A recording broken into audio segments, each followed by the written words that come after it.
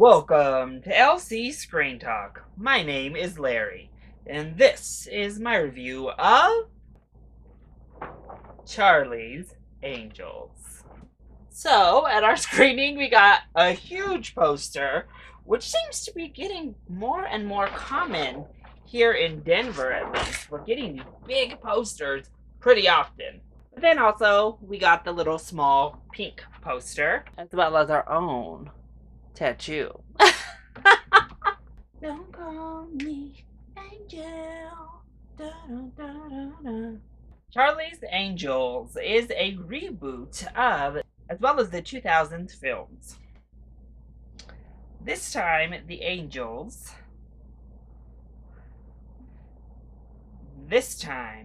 organizations find themselves a new recruit. This time, the Angels find themselves having to protect a young scientist as she is the key in stopping a scientific cyber attack. In the process, she learns a few tricks herself as we go through a couple of twists and turns in getting her creation out of the wrong hands. I was not really a fan of the marketing. Even the posters, the big poster I showed I thought actually was nice. The smaller pink one, some of the other posters, and the trailers just didn't do it for me. The music, which was prominently featured, wasn't really doing it for me. I'll give it this. That Ariana Grande hook for the Don't Call Me Angel part, that was real catchy. The rest of the song, the video, But hey, they had Chaka Khan, so obviously my excitement was bumped up at least a level. Well, we have to pay some homage, so... Question, tell me who asked for this? Okay, don't worry. I'm not gonna sing anymore. We just all need to remember Independent Women, Part 1. Killed it. Was the bomb.com for a Charlie's Angels theme. Moving on. Regardless, I was hopeful for this movie. Seemed like it could be fun. The music had enough flair to it that maybe it had that energy. It was directed by Elizabeth Banks, who I love, and just give it that nice little female touch. So I was hopeful. But unfortunately, I just don't think it was very good. But let's go ahead and kick things off with the positives. And my biggest positive actually is our three leads. I enjoyed all three of them in their roles and as a team. Kristen Stewart was so fun. She had the best laughs and the best moments for me personally. And she just seemed to really be having fun in the role, which is a joy. She was enjoying herself and I was enjoying her performance in turn. She had great chemistry with the other girls. She had great chemistry with random other characters. I just loved it. I thought she was really, really fun. I have to admit, I just love Naomi Scott. So I was already predisposed to loving her here. And she was pretty great. She's just so personable. She has this really charming charisma to her. Obviously, she's gorgeous. But I completely bought her in this role, and I think she also was having a blast. She had great chemistry, a wonderful sense of this naive, intelligent woman that worked beautifully. And then we have Ella Balinska, who was pretty new to me. I'm not as familiar with her, but she was great. I loved her in her lane of like this tough, badass chick that she was.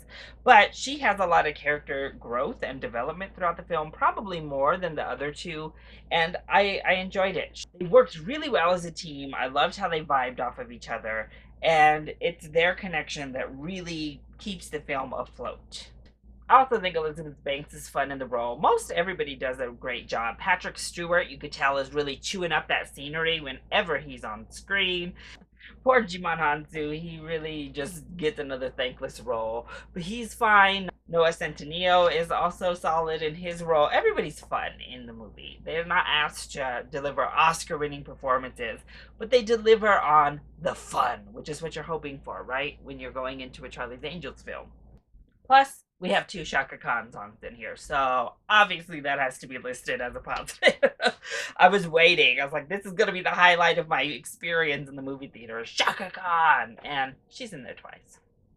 have to give it to Elizabeth Banks as well when it comes to directing action, because I actually think the action set pieces and the big action moments were a lot of fun. There's a great set piece near the beginning of the film where Naomi Scott's character is really kind of introduced to this whole world. And then the party at the end is awesome. First of all, I love the music choices for that party scene. And then getting the visuals there, we have a wonderful callback amongst like a hand-to-hand combat that I really, really enjoyed. So the action is fun. And then when it comes to the feminism, I enjoyed parts of it. We'll get to other parts here in a moment. But the moments I actually maybe enjoyed the most were the more vulnerable moments of feminism that we don't see represented as much. So they were outwardly addressed about being a housewife is fine, hugging someone is fine, needing help is fine. These things don't make you less of a badass woman. And I really liked that the film at large just addressed that. I think that these were good representations of feminism all the way around, of a strong heroine. And that representation is so important, and it worked really well. So then, what doesn't work so well when it comes to Charlie's Angels? Well, let's just pick right up with the feminism. Ooh, it's really in your face. Especially to start off the film, you are like socked right in the nose with feminist messaging. And it's too much. It really had no subtlety, no grace to introduce it. We're sitting here with the most chauvinistic character possible, and it goes into this like super girl power montage right after like chauvinist pig. And unfortunately, the script and the screenplay aren't able to really soften that up much throughout. Even the moments of feminism I really enjoyed, I mean, they're just laid out there. Everything is just flat laid out there. And it's a weird mixture because we're getting these weird jokes about like ice cream and closets and clothes. Even part of the messaging is very strange. And unfortunately, it's all just handled so crassly and bluntly and just like, ugh. And honestly, the script and screenplay, period, is not good.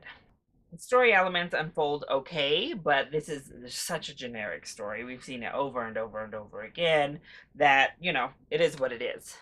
But our characters are pretty one-dimensional, like Kristen Stewart's character, although I found her the most fun because she just was funny and having a good time in the role. She has no development. She has no, like, actual character.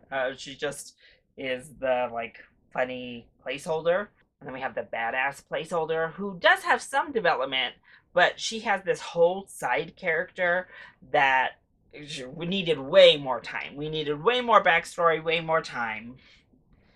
Naomi Scott's character, we needed more development. We needed more time. Elizabeth Banks' character needed more time. Patrick Stewart's character needed more. Everybody just needed so much more. And then literally all of our male characters in this film are like stereotypes.